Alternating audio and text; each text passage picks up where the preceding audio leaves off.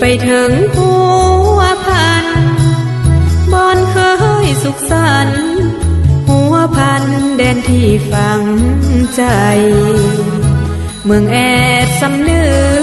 กหรือว่าเมืองซื่อเวียงไซเสียงคอเวียงทองขวัญใจบ่ลืมไหลคิดถึงบ่เศร้าคิดฮอดกินของจำปาหัวเมืองจังไดโนเบื้องทางเมืองสำใต้ของเฮาศพเบาฟังใจขอฝากเพลงไปถามข่าวหัวพันบ้านเกิดของเฮาบ่โดนสิตาวมาหาอ้ายบ่าวแขวงหัวพันใจดีเหลือล้น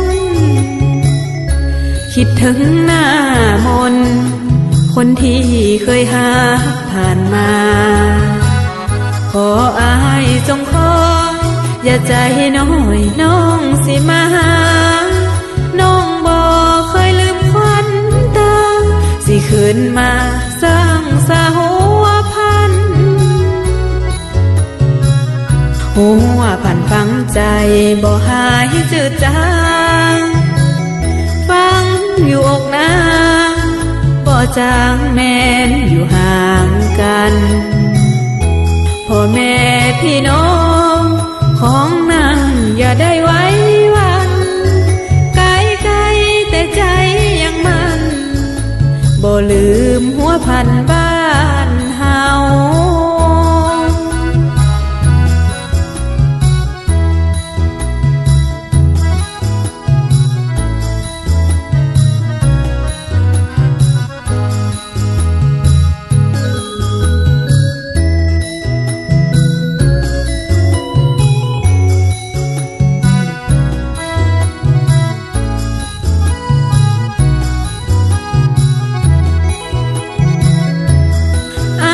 บ่าวแขว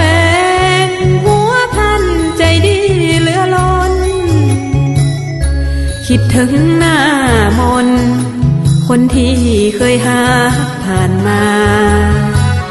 ขออ้ายจงคอยอย่าใจน้อยน้องสิมาหา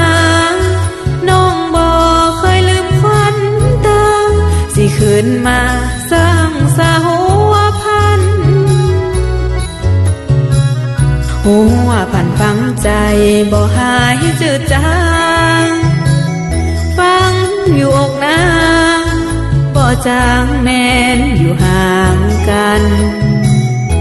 พ่อแม่พี่น้องของนางอย่าได้ไว้วันไกลไกลแต่ใจยังมันบ่ลืมหัวพันบ้า